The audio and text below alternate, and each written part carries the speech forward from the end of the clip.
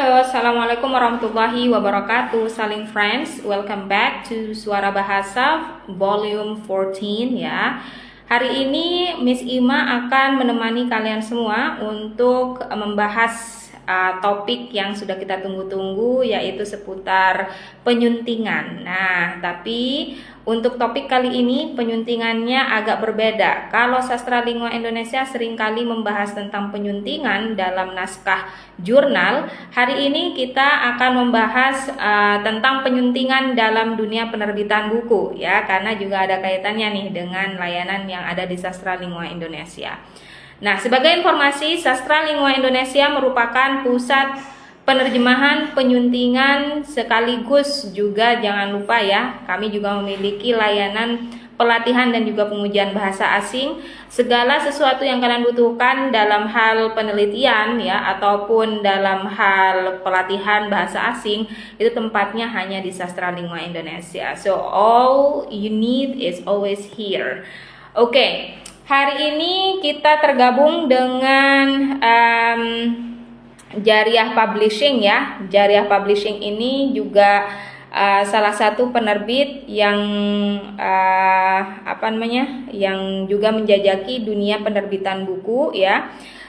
Dan hari ini kita akan membahas lebih lanjut dengan Jariah Publishing nih, teman-teman. Membahas bagaimana proses penyuntingan dalam dunia penerbitan buku. Nah, bagi teman-teman yang ingin mendalami ya seputar topik ini, nanti kita akan berbicara langsung dengan salah satu tim dari Jariah Publishing ya. Kebetulan ini dengan editor in chief-nya. Wah, sudah ini ya, kita tidak sabar lagi menunggu. Mari kita undang Jariah Publishing ke layar ya.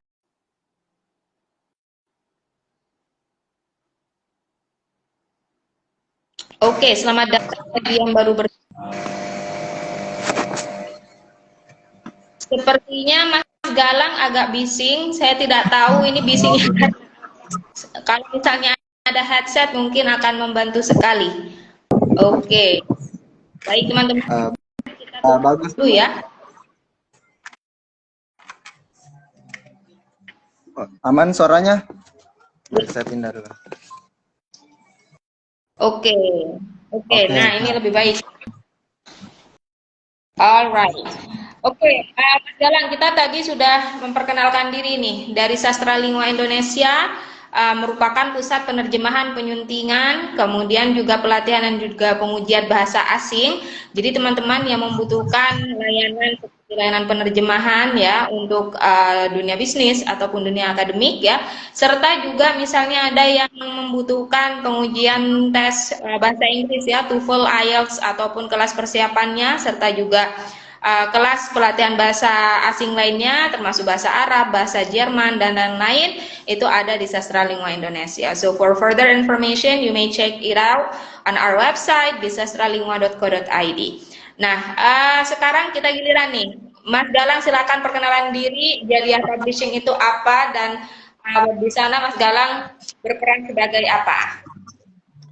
Oke, makasih banyak. Ini saya panggilnya Mbak Ima ya. Nah, silahkan Mbak Ima. Mbak Ima, saya Galang. Sebenarnya yang mendirikan juga penerbit Jariah Publishing, tetapi karena saya turut arus andil, jadi saya masih menjabat sebagai kepala editornya. Jadi sekaligus melihat naskah-naskah yang masuk, menyeleksi naskah yang masuk sebelum tim membuat jadi bukunya mau seperti apa. Nah, jadi penerbitan Jariah Publishing adalah penerbit self-publishing yang menerima seluruh naskah selama naskah itu tidak mengandung unsur sara, pornografi, dan lain-lain yang dilarang ya.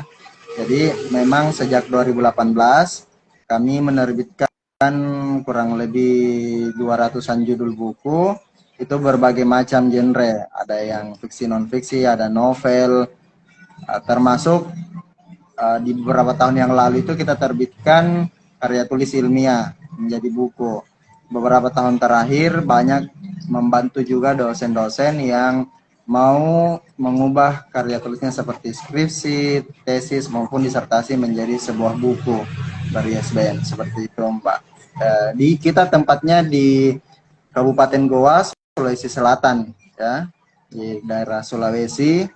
Cuma saya sebenarnya nggak tahu kenapa sastra lingua sampai bisa kami juga sempat dihubungi loh, agak jauh jaraknya, tapi alhamdulillah sebuah kesempatan, saya kira kolaborasi penting karena kita harus sama-sama mengembangkan kolaborasi seperti ini supaya banyak masyarakat yang semakin tahu apa itu sastra lingua, apa itu penerbitan, dan tentang penyuntingan bahasa itu sendiri. Saya kira itu singkatnya dulu supaya memancing teman-teman. Ya, oke. Terima kasih banyak Mas Galang ya. Jadi teman-teman, sesi kita hari ini itu akan membahas tentang penyuntingan ya dalam dunia penerbitan buku.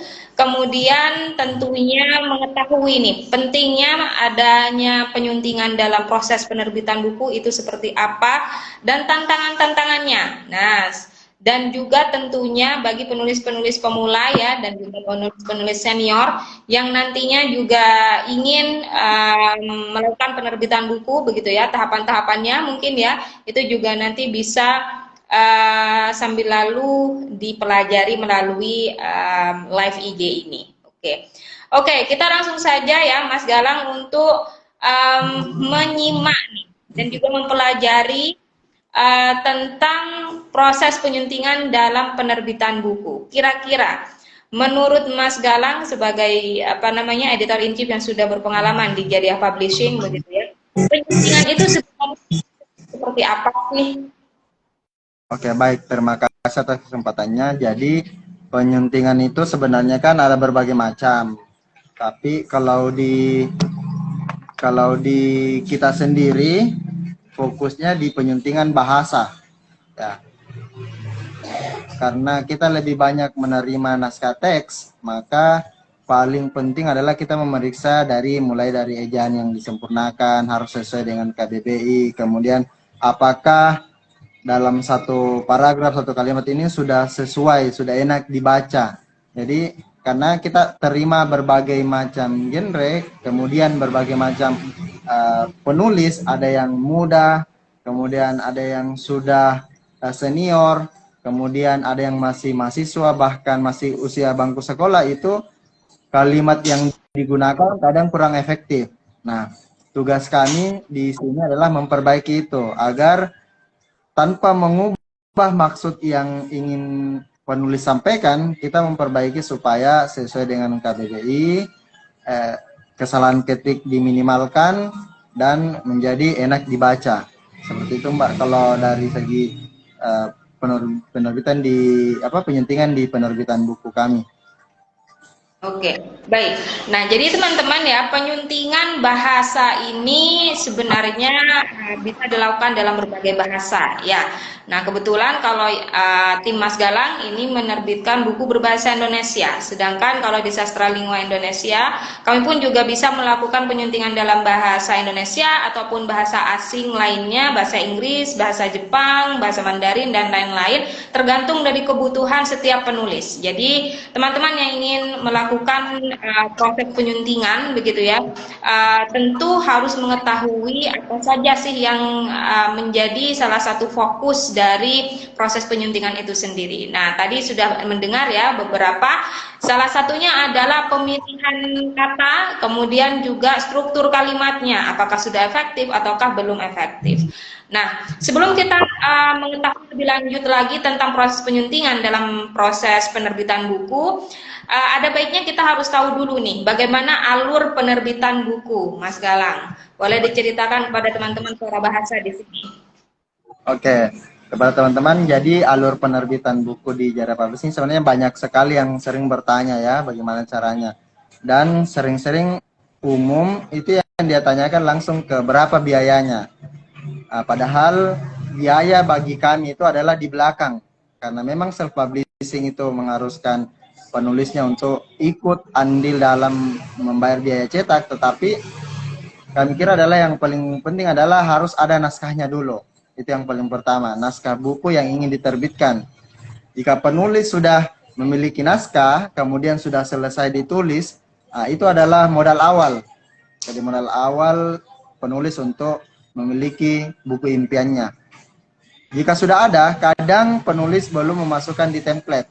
Artinya belum sesuai, misalnya buku A5 misalnya, kadang penulis masih tulis di A4 atau ukuran yang belum jelas. Jadi kami kasih template-nya. Kami kasih gratis atau silakan di-download di website. Kemudian setelah itu dia isi. Di dalamnya sudah ada halaman judul, halaman balik judul, kata pengantar, daftar isi. Mengapa ini penting? Karena sekaligus untuk mendaftarkan ISBN-nya. Karena hal itu menjadi wajib. Sampai pada isi dan terakhir biodata penulis. Ya. Jadi setelah itu langsung dikirim ke penerbit. Kami akan dicek dulu apakah sudah sesuai naskah yang ingin kita terbitkan. Kalau sudah sesuai, kami sampaikan ini bukunya, kami kembalikan ulang bukunya mau dicetak berapa dan deadline-nya kapan. Kami harus tahu dulu deadline-nya karena banyak penulis yang kami temui hampir tiap hari itu bertanya adalah ada yang mau cepat, ada yang mau 3 hari, ada yang mau 7 hari, kemudian ada juga yang mau agak lama. Jadi normalnya sebenarnya penerbitan buku adalah 1 bulan. Itu mulai dari proses editing, layout, cover, penerbitan ISBN-nya tadi sama barcode sampai percetakannya. Jadi kita harus tahu dulu jika teman-teman mau seperti ini, mau cuma 3 hari 4 hari berarti tanpa harus melalui proses itu tadi yang normal, berarti dia langsung ke proses cetak saja, tanpa melalui proses dari ISBN, karena kita tahu ISBN sendiri kan ada waktunya, karena kita juga mengirim naskah ke Perpustakaan Nasional Republik Indonesia seperti itu. Kemudian kita sampaikan apakah butuh jasa yang itu tadi, layout, kemudian desainer cover. Kalau tidak, misalnya kadang dia sudah selesai, berarti kita langsung terbitkan. Kalau belum, berarti kita melakukan dulu cek, oh iya, kita mau desain sampul dan layout, seperti itu. Jadi kalau sudah selesai, baru di DP, melakukan down payment atau apa istilahnya, panjar, ya, melakukan panjar. Biayanya itu tergantung dari jumlah halamannya tadi. Kita perkirakan, misalnya halamannya 100 halaman untuk ukuran A5. Kita ada minimal cetaknya 30, Mbak. Jadi kalau setelah itu dia kirim DP-nya sekitar misalnya 500.000, kita proses lah bukunya. Mulai dari penerbitan ISBN, editing dan lain-lain sampai jadi. Setelah bukunya kami cetak, kami kirimkan mock-up bukunya atau tampilan promosinya, lalu kita tunggu prosesnya. Penulis dan penerbit melakukan promosi di media sosial, website dan lain-lain. Lalu setelah bukunya jadi, penulis langsung membayar sisa biaya cetak buku itu. Lalu kita kirimkan sejumlah buku yang dia pesan ke alamat seluruh Indonesia. Untuk saat ini sudah ada mulai dari Aceh, Jawa, Kalimantan sampai Papua, dan paling jauhnya di Brunei, Malaysia dan Singapura. Itu, Mbak. Itu aja sih kalau prosesnya tadi. Oke, ini agak panjang ya teman-teman ya. Dalam menerbitkan buku, teman-teman harus bersabar ya. Meskipun ini self-publishing, ada banyak prosedur-prosedur yang harus dilalui. Atau ya kalau misalnya tidak mau melalui proses tersebut, kualitas naskah pun tidak bisa digaransikan. Gitu kan ya. Nah, jadi memang proses tersebut akan berbanding lurus dengan kualitas naskahnya. Jika teman-teman mau mengikuti proses penyuntingan tersebut, maka tentunya nanti kualitas naskahnya juga akan lebih bagus lagi. Nah, oke. Kalau di Jaria Publishing, apakah nanti buku cetaknya juga ikut dipasarkan ataukah tidak, Mas Galang? Boleh diulangi, Mbak, apanya tadi yang ikut dipasarkan? Proses pemasaran bukunya, apakah diserahkan kepada penulis atau bisa dipasarkan oleh penerbit? Oke, terima kasih. Jadi untuk pemasarannya sendiri, kami menggunakan media. Ya, pertama tentu Instagram, kemudian website. Selain itu untuk daringnya itu, kalau untuk luringnya seperti di toko buku itu tergantung kesepakatan dengan penulisnya. Nah, tergantung kesepakatan penulis. Kalau mereka ingin bukunya ada di toko buku, maka dia harus mengirimkan beberapa buku, artinya menyimpan bukunya di penerbit untuk kami salurkan ke toko buku. Kemudian kami sampaikan sekian persen royalti, sekian persen yang didapat oleh buku dan yang didapat oleh penulis. Nah, ada pembagian hasil di sana. Kemudian untuk selain itu tadi di Instagram, website juga kami ada pemasaran dari segi ebook. Nah, karena beberapa misalnya dosen juga butuh kadang-kadang kan Google Scholar. Nah, maka penting untuk dipublish di Google Playbook. Maka kami juga publish di Google Playbook. Seperti itu. Jadi itu termasuk pemasaran yang kami lakukan. Selain itu, satu lagi dengan adanya marketplace kita manfaatkan itu juga. Jadi seperti di Shopee ya, buku-buku yang kami terbitkan juga ada di sana. Yang penting penulisnya memang bersedia dijual bukunya di sana. I see. Apabila buku tersebut ya dijualkan secara online ya ataupun secara langsung ke toko buku, apakah eksemplar dari buku tersebut yang seharusnya dikirim ke penulis begitu ya Mas Galang itu nanti akan dititipkan ke penerbit terlebih dahulu atau bagaimana biasanya? Oke. Untuk memperlancar begitu ya proses penjualan buku tersebut. Oke, siap. Nah, dari kalau kami sendiri ada dua cara. Pertama apabila misalnya tadi penulis cetak 30, kemudian dia ingin bukunya ada di toko buku yang baru dia cetak, itu boleh. Berarti dia mendapat keuntungan yang lebih. Karena misalnya dari harga jual bukunya cukup dikurangi berapa persen untuk toko buku dan dikurangi 10% untuk penjualan yang diambil oleh penerbit. Cukup itu. Selebihnya diatur sendiri oleh yang punya buku, misalnya penulis itu sendiri. Jadi misalnya pembagian 100% harga jual buku. Toko buku ambil 25%. Kemudian penerbit ambil 10%, jadi 35%. Dan sehingga sisanya itu 65% itu semuanya diambil oleh penulis. Nah, kelebihannya adalah tentu yang pertama ini hasil dari penjualan buku itu lebih besar didapatkan oleh penulis. Kemudian kelebihan kedua tentu penulis lebih banyak mendapat atensi atau lebih banyak orang-orang mengetahui karena bukunya ada di toko buku. Cara kedua, apabila penulis tidak ingin bukunya ada di toko buku, maksudnya buku yang baru saja dia cetak tidak ingin ada di toko buku, tapi dia ingin kerjasama beberapa bukunya dikirimkan di toko buku dan di marketplace. Caranya adalah kami sebagai penerbit menyeleksi buku-buku tertentu yang ada di toko buku dan marketplace, terutama buku-buku yang memiliki keunikan dan daya jual yang tinggi. Maka penerbit akan mencetak buku itu, kemudian melaporkan ke penulis apabila ada buku yang terjual dalam jangka waktu tertentu dan penulis mendapat 10% royalti. Nah, itu tadi 10% sampai 15%. Kemudian untuk e-booknya 20%. Itu. Kalau e-booknya kan berarti di Google Playbook. Kalau di toko buku 10 sampai 15% karena tergantung dari toko buku itu sendiri berapa yang dia dapat.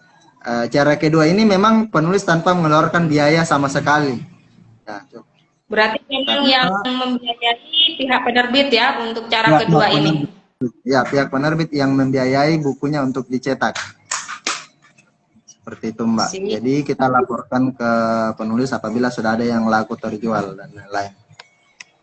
Ya, berarti ada kesempatan teman-teman di sini untuk tidak perlu untuk memodali diri gitu ya, dalam artian mencetak buku secara gratis malahan dapat royalti begitu. Nah, tapi itu tadi ya, ada poin plus dari naskahnya. Oke, kita kembali lagi ke topik tentang penyuntingan.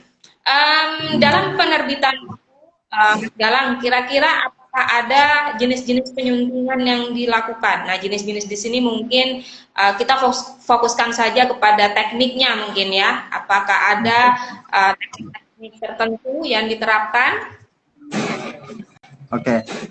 Kalau kami sebenarnya kan penyuntingan itu ada beberapa macam, ada substansi, kemudian ada struktural, kebahasan dan teknisnya. Kalau bagian substansi tentu kita tidak terlalu masuk ke rasana karena kami bukan penerbit mayor pada umumnya, kecuali yang tadi penulis ingin atau penerbit bekerja sama untuk milih ke jalur yang kedua atau yang semi mayor, yang memang kami pilih naskah tertentu. Tapi itu jarang, Mbak. Paling cuma 1 atau 2 judul per tahun. Itu. Kalau selama ini yang self publishing memang kami tidak sesuaikan dengan yang substansinya, karena substansi di sini yang kita ketahui adalah memilih audiens yang tepat untuk naskah bukunya. Nah, sedangkan di kalau self publishing, naskahnya selesai kami cetak dan kirim ke penulis. Penulisnya yang berhak menjual ke mana audiensnya. Jadi terserah dia. Nah, menyesuaikan itu. Tetapi kalau dari segi penyuntingan struktural, memang kami sering mengirimkan apa istilahnya diskusi kepada penulis itu sendiri, bahwa misalnya, oh ini baiknya judulnya seperti ini agar lebih menjual. Nah, jadi kami selalu kembalikan ke penulisnya, Mbak. Bukan kami yang 100% ambil. Nah, karena kami memang di self publishing memberikan kesempatan kepada penulis. Nah, dia juga bisa mengedit, dia bisa memberikan judul apapun yang dia inginkan. Tetapi kita memberikan semacam saran, advice. Misalnya, oh bagusnya menurut logika yang masuk, oh judulnya seperti ini, agar bukunya diterima di SBN dan di umum itu dibuat secara umum seperti ini, karena masih banyak juga penulis bahkan dosen yang judulnya itu masih terlalu kaku, masih terlalu spesifik, tidak menyentuh umum. Makanya kami kadang memberikan penyuntingan yang struktural agar dari segi judul, tata bahasanya itu bisa sesuai. Kemudian kita juga ikut melakukan penyuntingan kebahasaan seperti yang tadi saya katakan, mulai dari ejaan harus sesuai dengan KBBI atau ejaan yang disempurnakan misalnya, kemudian tata bahasanya dan tanda bacanya, paling sering ke sana. Jadi kita harus sesuaikan dengan pedoman umum ejaan bahasa Indonesia yang benar. Ya, kemudian yang terakhir adalah penyuntingan teknis.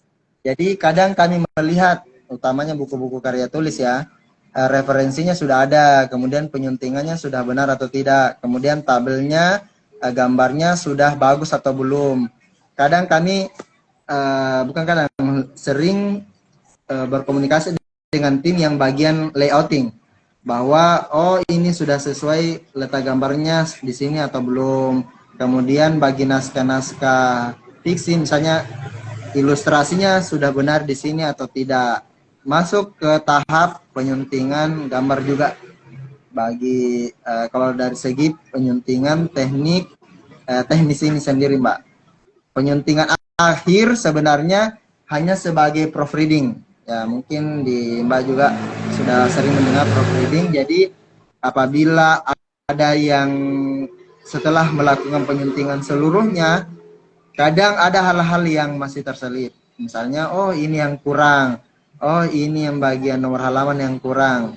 Kadang ada saja yang terlewat. Nah, di bagian penyuntingan akhir atau proofreading itu kita perbaiki lagi sebelum masuk ke proses percetakan itu sendiri. Mbak. Oke.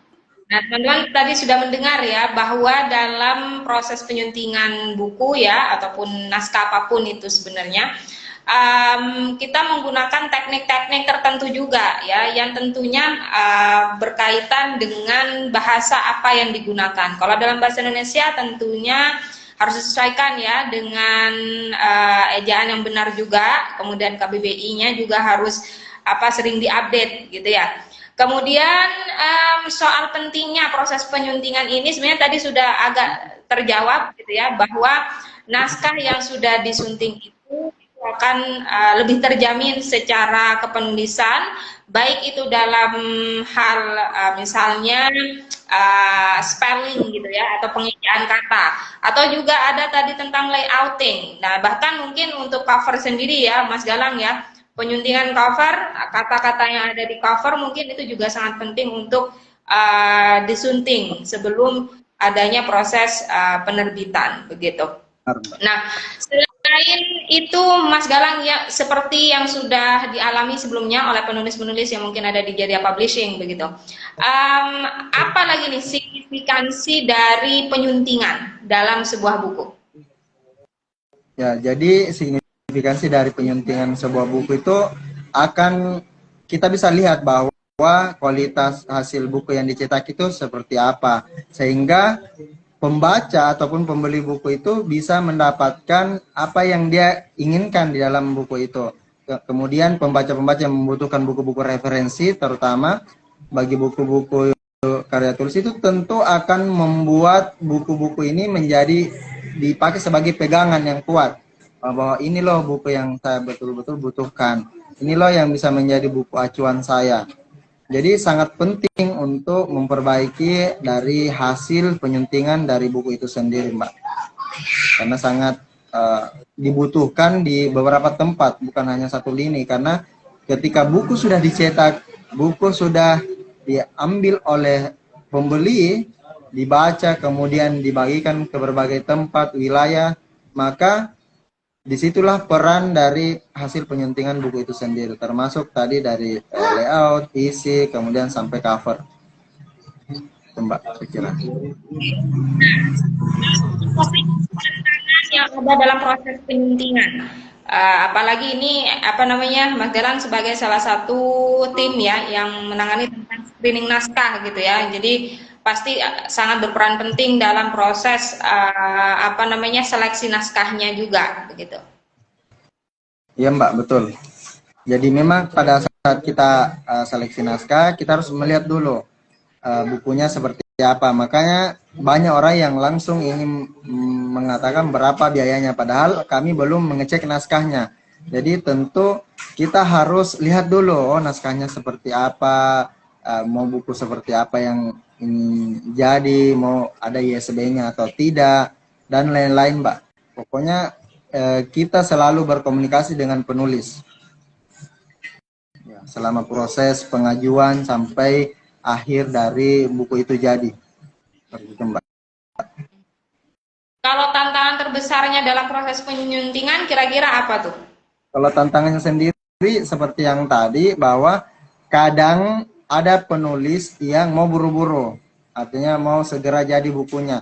Sedangkan proses penyuntingan, kadang naskahnya itu masih butuh proses editing yang bahkan sampai 1 bulan. Nah, karena harus dibaca saking banyaknya yang harus disunting. Seperti itu, Mbak. Kemudian selama penulis ingin menyetujui kesepakatan bahwa harus diedit dengan maksimal, maka kita edit secara maksimal. Nah, tantangan lain memang apabila ada naskah yang masuk dari segi bahasa Arab atau bahasa Inggris. Kalau bahasa Inggris, kami masih memiliki editing yang ada di sana, tetapi kalau bahasa Arab sering kami langsung cetak, karena kami haruskan bahwa bukunya ini telah diedit oleh tim penulis itu sendiri. Nah, kalau dari segi penerbit untuk bahasa Arab dan bahasa-bahasa lain di luar bahasa Indonesia, bahasa Inggris itu belum ada. Itu tantangannya juga, Mbak. Sehingga apabila ingin dicetak, ya tentu harus menyesuaikan. Bisa kolaborasi dengan sastra. Ya, terlebih karena penulis menghandle sendiri proses penyuntingan bahasa asing yang lain, bisa nanti menghubungi Sastra Lingua bila memang ada naskah yang ditulis dalam bahasa asing begitu saja. Ya, Oke. Ya, betul, Mbak. Oke. Ini pertanyaan terakhir nih, Mas Dalang, juga penting ya untuk meyakinkan teman-teman yang ingin berkarir sebagai penulis begitu ya. Kira-kira nih untuk buku yang sudah diterbitkan tentunya memiliki ISBN gitu ya. Nah, bagaimana kita bisa yakin bahwa ISBN buku tersebut sudah terdaftar? Oke. Jadi untuk melihat buku-buku ISBN seperti ini ya. Ini ada, saya perlihatkan, ini ada barcode, kemudian angkanya. Ini contoh covernya. Itu silakan dimasukkan nomornya saja ini di website isbn.perpusnas.go.id, atau silakan ketik di mesin pencari teman-teman ISBN Perpusnas. Nah, di situ akan ada muncul website ISBN. Di situ kan ada muncul dari segi penulis, kemudian judul bukunya, kemudian ISBN-nya. Jadi silakan masukkan yang manapun boleh. mau masukkan judul bukunya, karena satu kali apabila kita telah mencari langsung muncul semua spesifikasinya. Misalnya judulnya Sadarlah Hatiku, itu langsung akan muncul. Oh, buku ini ditulis oleh Alifa, kemudian ISBN-nya, penerbitnya, kemudian ukuran bukunya, tahun terbitnya, sampai pada saat 2 tahun terakhir itu ada link ke website penerbit. Di situ ada muncul mockup bukunya, sinopsisnya, jumlah halamannya, dan lain-lain. Jadi semakin jelas bahwa buku itu sementara terbit. Bahkan untuk saat ini, apabila teman-teman yang mengajukan ISBN, itu kita mendapatkan resi. Ya, mulai tahun 2025 ini, Perpustakaan Nasional sendiri memberikan websitenya yang menjadi lebih bagus. Ada nomor resi, semacam seperti kalau kita ingin memesan sesuatu di marketplace, ada nomor resi, ada di kurir, ada nomor resinya. Itu juga ISBN seperti itu. Pengajuan ISBN saat ini ada nomor resi yang diberikan, sehingga nomor resi itu dimasukkan saja di websitenya, langsung akan ketahuan, oh bukunya sementara proses, oh bukunya ISBN-nya sementara tahap ini, sampai terbit nomor ISBN-nya, sampai bisa barcode-nya itu diunduh oleh penerbit dan ditempel di cover buku. Nah, seperti itu, Mbak. Lengkap ya langkah-langkahnya teman-teman ya. Ini juga saya cukup penasaran nih, karena saya juga penggemar buku ya. Pada saat saya membaca koleksi di Perpusnas kalau tidak salah.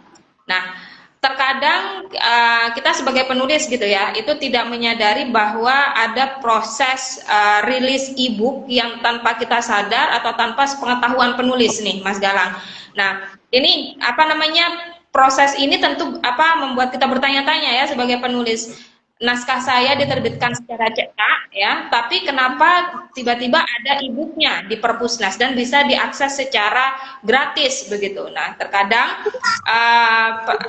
pertanyaan seperti itu masih belum terjawab, siapakah orangnya ya yang dalam arti yang mengirimkan versi e-book buku kita gitu ya ke Perpusnas terutama. Oke, terima kasih banyak. Pertanyaan ini sebenarnya akan ditanyakan oleh orang-orang yang kritis, terutama orang yang mungkin pernah menerbitkan bukunya kemudian tiba-tiba ada di aplikasi iPusnas misalnya. Nah, sebenarnya banyak yang belum tahu, bahkan boleh jadi penerbit tidak menginformasikan ke penulis. Ya. Dulu Mbak, sebelum tahun 2023 itu apabila mengajukan ISBN cukup sampul, kemudian judul halamannya, kemudian naskah penulis, judulnya, kemudian ukuran buku dan dimensinya. Tidak ada naskah. Paling di lampiran hanya mencantumkan dari surat halaman judul, balik halaman judul, kata pengantar, daftar isi, serta sinopsis. Hanya itu saja, Mbak. Tetapi sejak 2 tahun terakhir, Perpusnas sudah memberikan lagi layanan baru. Nah, sekarang setiap penerbit wajib hukumnya mencantumkan dari segi surat pernyataan keaslian karya, ya, apabila ingin beri ISBN ya, kemudian halaman judul, sampai dummy bukunya, Mbak. Lampirannya semuanya. Sekarang harus dikirimkan ke Perpusnas itu sendiri. Itu semua dokumen digital begitu. Semua dokumen digital yang apabila penulis atau penerbit ingin mendaftarkan ISBN bukunya. Nah, semua isi bukunya mulai dari sampul, isi itu dikirim. Meskipun penerbit masih memiliki kuasa memberikan watermark pada bukunya, misalnya draft dan lain-lain, itu boleh. Saya kira seperti itu. Kemudian sebelumnya itu tidak boleh. Kemudian mengapa mesti ada? Setahu saya, karena kami pun belum pernah kirimkan. Ada kerjasama antara penerbit, penulis, dan Perpusnas dari segi pembelian buku digital yang ingin dimasukkan di iPusnas, Mbak. Jadi mereka membeli buku-buku naskah digital itu, kemudian dikirimkan, kemudian penulis dan penerbit mengatur berapa royalti yang diterima. Itu. Kemudian setelah itu ada kesepakatan, maka Perpusnas boleh mengajukan bukunya ada di iPusnas, kemudian bisa diakses oleh masyarakat umum. Seperti kalau Mbak mungkin bisa lihat sekarang ini buku-buku terbitan mayor yang kita tahu ada toko bukunya ya terbesar di Indonesia, itu pasti ada di penerbit dan lini penerbitnya ada di Ipusnas karena sudah bekerja sama. Ya. Seperti itu. Apa namanya, kurang mengenakan gitu ya mungkin dari sisi penulis adalah ketika penerbit itu tidak mengkoordinasikan ya apakah itu akan diterbitkan secara e-books dan juga tentunya secara gratis di Pusnas. Nah itu mungkin yang tentu menjadi highlight ya atau menjadi apa namanya pertimbangan untuk penulis bila nanti menerbitkan karya di salah satu penerbit ini. Oke. Teman-teman, bila ada pertanyaan silakan bisa dengan sesi pertanyaan ya. Kita tunggu let's say 1 menit ya mungkin ya. Oke, sambil kita menunggu teman-teman yang ada di sini, boleh kita bicara maybe soal ini apa designing bukunya. Kalau di Jariah Publishing ada berapa desainer nih, Mas Galang? Saat ini ada 3 yang khusus di tempat itu, ada 2, ada 4 sebenarnya. Ada 1 di online yang kerja sebagai freelance dan satunya lagi ada di Jawa seperti itu Mbak. Jadi kita memang ada beberapa lebih sering ke freelance.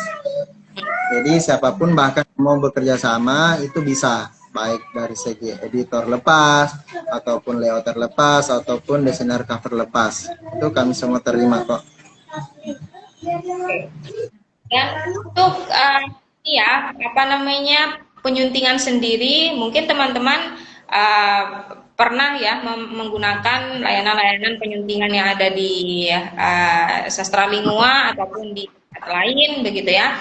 Nah ini dari segi penyuntingan buku ini pasti agak berbeda ya dengan teks-teks yang lainnya karena buku jumlah katanya pun juga berbeda ya, lebih banyak, bahkan mungkin mencapai ratusan ribu kata mungkin ya dalam satu naskah.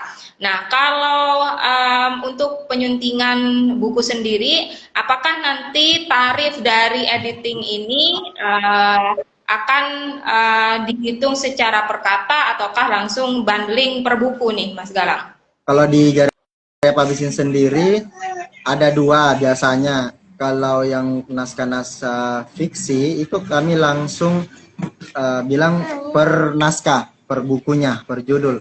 Di rata-rata itu 250.000 sampai 350.000 per judul bukunya. Apabila naskahnya non fiksi itu biasanya per halaman, hitung per halaman. Rata-rata kalau kami hanya 2.000-an per halaman, Mbak. Jadi kalau misalnya bukunya 200 halaman berarti sekitar 400-an ribu seperti itu. Itu bagi ya tentu tarif ini juga berbeda ya teman-teman ya, terlebih karena ini konteksnya adalah penerbitan buku ya, maka jumlah kata, jumlah halaman itu juga menjadi pertimbangan penerbit nih untuk menentukan tarif dari proses penyuntingan gitu. Nah jadi teman-teman jangan ragu ya untuk menggunakan layanan penyuntingan di Sastra Lingua ataupun layanan penerbitan yang ada di Sulawesi ya mungkin ya di apa namanya di Jariah Publishing. Jadi proses penerbitan bukunya lebih mudah dan juga tentunya lebih terjamin kualitasnya. Nah, apalagi kita juga memiliki layanan-layanan kepenulisan yang apa namanya yang memastikan ya bahwa kualitas buku ini masih harus tetap menjadi prioritas utama begitu. Oke, Mas Galang, sepertinya tidak ada yang mau bertanya, jadi kita akan tutup saja ya, Mas Galang ya. Terima kasih banyak, Mas Galang, kehadirannya di Mbak. Semoga nanti kami juga bisa terkoneksi kembali dengan Jariah Publishing untuk membahas topik-topik menarik yang lain. Oke, terima kasih Mas Galang. Assalamualaikum.